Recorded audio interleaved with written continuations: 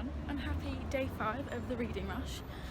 I am currently vlogging in public, which is a bit scary. I'm on my way to work now. It's about like 20 to 3. I'm gonna go grab some food, probably at work before I start, and then when I finish at 10 I will read some more of Ready Player One. I'm literally only on page like 40. Yeah, as I said, I'm on my way to work and I will read Ready Player One some more when I get back because I can't read at work, which is unfortunate. I envy everybody who can, but I can't. I split it out into 200-page segments where I read 200 today and 200 tomorrow. I was going to try and read 100 pages before I went to work, but that didn't happen because of my migraine, so I think I'm just going to have to make up for it when I get back to mine. So yeah, I am going to work now and yeah, it's going to be fun. Hello, it is currently about like, I don't know, quarter to 12-ish and I got home from work quite a while ago.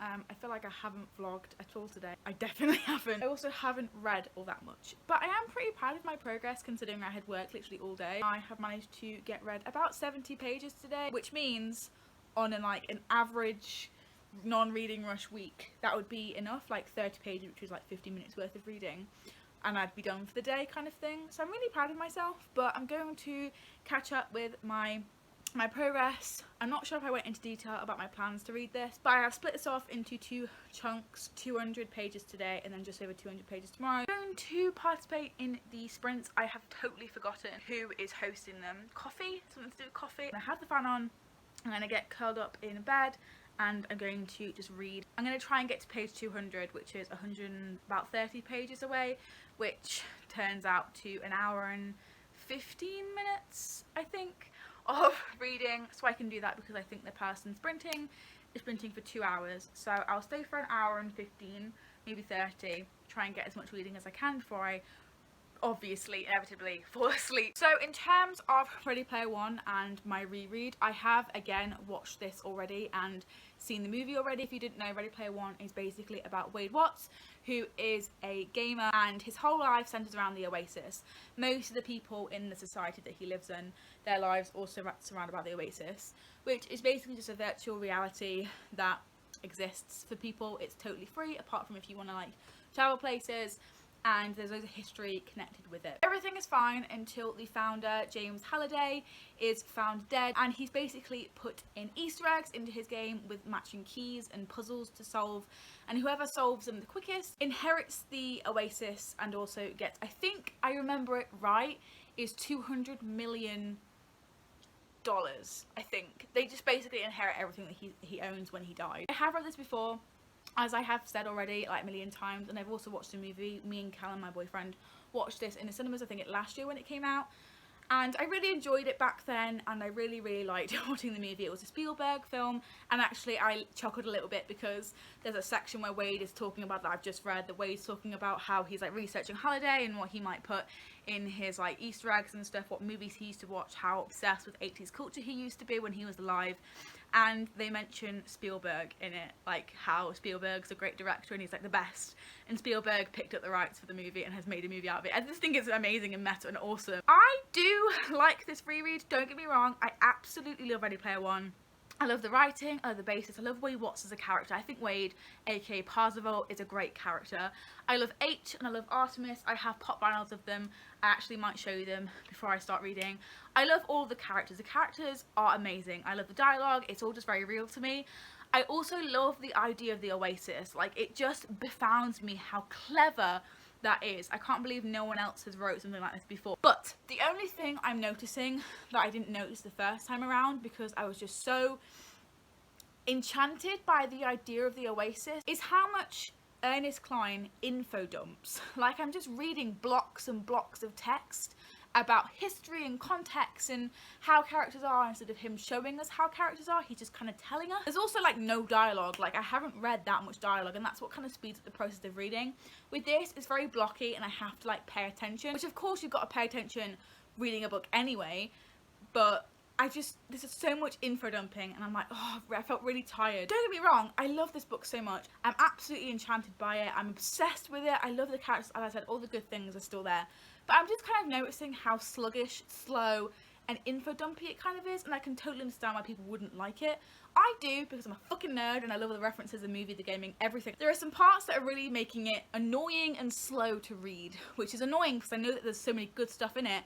I'm just waiting to get to the good stuff, and I think that's kind of making it worse this time around. I think this is kind of like making it slower, the fact that I know something good's about to happen and something epic's about to ensue, but we're not getting to it yet because fucking Ernest Cline is info dumping. Like, why? I actually have a quote to share with you that I dog-eared. Sorry about it. Oh, it's about death. How morbid. It's basically where Wade is talking to himself and telling the reader what he would say to himself as a younger person. So it goes, those stories you heard about going to a wonderful place called heaven where there is no more pain or death and you live forever in a state of perpetual happiness, also total bullshit.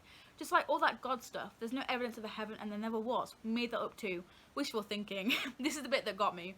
So now you have to live the rest of your life knowing you're going to die someday and disappear forever. Sorry. That just got me, and I was like, yeah, I love this book. I like just some bits like that. Just remind me why I loved it for like the first time in a readathon. Actually, I read this for the first time. The only time I read this is in a readathon. Maybe I should actually read it next year and like properly digest it, because a lot to digest, don't get me wrong, but info dumping man is not a good look. Just before I do go and read though, look at how cute Parzival and Artemis are together on my shelves. Look how cute they are. They're adorable. Okay, I'm gonna go read them.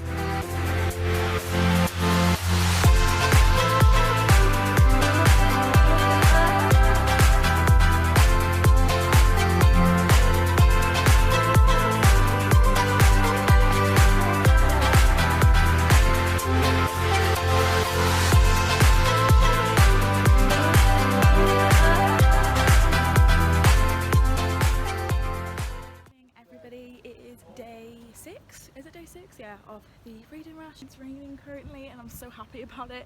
I have a 12/7 at work today, so I will definitely finish Ready Player One tonight, because I was just sat in Spoons for about an hour eating my breakfast, participating in sprints at 11 o'clock this morning that I didn't think I was going to be able to participate in, but I did anyway, and I got to page 253 this morning. I did end up getting to my goal last night of 200 pages, which I'm so proud of myself for. If that was an average like work week reading session, I would be so proud of myself, and I just like proved to myself that I don't have to just stop reading because I've come home from work. I can actually carry on and I can do it. But I've read 53 pages already this morning, and it's only like 12 o'clock, just before 12, about 25 to, which is why it's still morning technically. I'm gonna go to work now, and hopefully it won't be too busy because it's raining and it's actually kind of cold outside.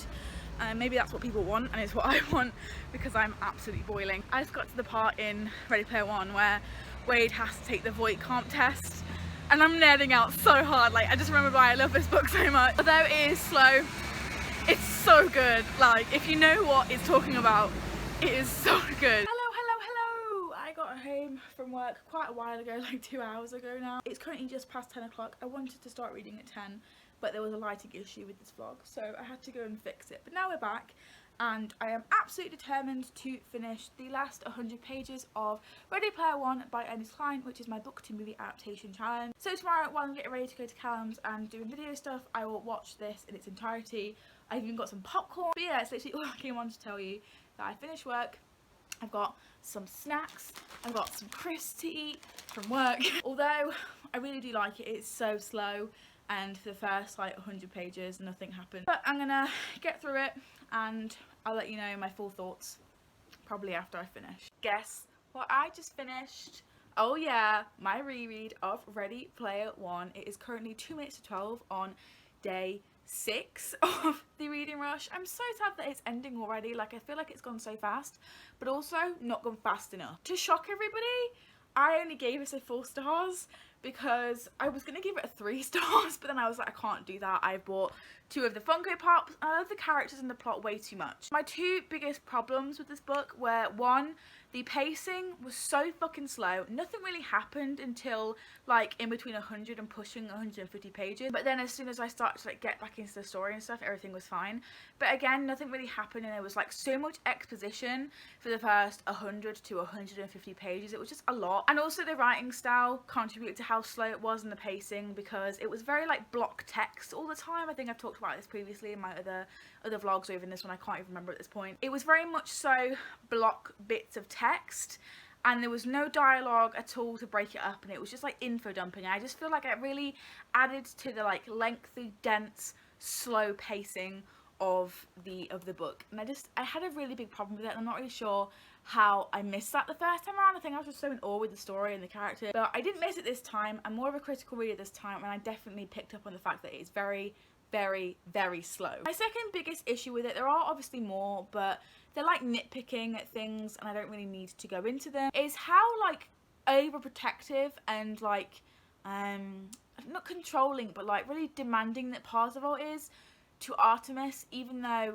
she doesn't know him, because she's this blogger online, she's an online personality, and he's basically a fan of her blog, and they meet obviously on the Oasis and in real life, and he's like so obsessed with her. And she even is like, whoa, whoa, whoa, dude, don't do this. You don't know me. He's like, I love you, I'm in love with you. And she was like, you don't even know me. And it just really makes me itch. He even, Parzival that is, talks about having her all to himself and stuff. It just really freaked me out. I'm not sure I liked the way that Ernest Cline wrote Parzival's like idea of Artemis. It wasn't reciprocated, like it wasn't insta-love or anything, because she was like, no, she was very aware that he didn't know her at all and he was just being an obsessive fanboy. But still, I don't really like the way that their relationship initiated and took off kind of thing. But in the end, I did have to fall head over heels in love with them both again, because I love the way it ends. I love them as a couple, as a pairing, and as a badass duo, to be honest. H, I never get over finding out that H is actually a woman. I never actually get over that. And the fact that she's a plus size black woman as well. And H's story is just so phenomenal. I absolutely love her so, so much. And the thing with Dato as well, I was so heartbroken all over again. And I was so sad. So yeah, those are my thoughts on my reread of Ready Player One. As I said, there are a load of things that I could sit here and nitpick it all day, but the pacing and the whole Parzival obsessed with Artemis thing before she even like says hello to him kind of thing, those are the main 2 things that I have problems with while rereading. And the fact that he says that the Oasis isn't addictive, but then spends 15 hours straight without leaving his house. Not addictive? I beg to differ, Parzival Wade. I fucking beg to differ. And again, nitpicking, but some of the things in here really did contradict one another. So again, he said that it wasn't addictive, yet he spent all that time in like playing inside and playing it. And also, Parzival claims to be poor, but every so often he'd be like, oh, I paid for this expansion, and I paid for this, and I paid for that. And I'm like, I thought he was poor. Like, he paid for, what did he pay for? He can't afford to pay a little bit to travel to certain like areas, but he travels anyway. But he can afford to pay for his own TV channel. Like, I don't understand that. Like, I was like, what? What? Rewind? Is he poor or not? 4 stars overall. I know that if it was my first time reading it and this was my experience, it wouldn't be that high. But because it is Ready Player One and I have so much nostalgia over the characters and just the infatuation with the story and the world, I love it too much to give it any less than the 4, to be honest. I just love it a lot. It is now officially past 12 o'clock, which means that it's officially the last day of the reading rush, and I am so upset. It's not over yet. We have a whole day, 24 bloody hours left of it. I'm going to be reading over the next 24 hours Jack of Hearts and the Parts by Elsie Rosen, as well as watching the movie adaptation for Ready Player One, because I haven't actually completed the challenge of this yet, because I also have to watch the movie adaptation. I might do it now, but I'm afraid of falling asleep, but I'm pretty awake. I should probably edit this vlog first though. I'm sorry, I'm itching my bite. I don't know what the fuck has bitten me. But yeah, I still need to watch that, the movie, so I can get the badge. But technically I've completed that now, and I'm going to try and move on. The next 24 hours I'll be reading this and focusing on finishing this and getting the badge for, I think it's more than 5 words in the title. So 1, 2, 3, 4, 5, 6. It has 6 letters in the title, and I'm really excited for this. It's just a basic contemporary, YA contemporary about an LGBTQ+ teen called Jack, who is very like open about his sexuality and his sex life, so much so that he starts to write an online sex advice column for teens in his area or in his school. But everything goes a little bit tips up and upside down for Jack when he starts getting really threatening and homophobic, like secret admirer messages that turn really violent, and he's gonna have to shut up about his sexuality to it and stop. Or will he? Don't even know. I'm not actually sure how long it is. So this has 337, a little bit more than Ready Player One, but I guarantee I will read this in literally like half the time. But tune in tomorrow to see my opinions on this and the movie adaptation of Ready Player One. Not only will I be completing Jack of Hearts and Other Parts by Elsie Rosen, I will also be completing the entire readathon as a whole. Thank you so much for watching this very manic episode of Shakira vlogs. Like and subscribe if you enjoyed, and I'll see you tomorrow for my final reading rush vlog.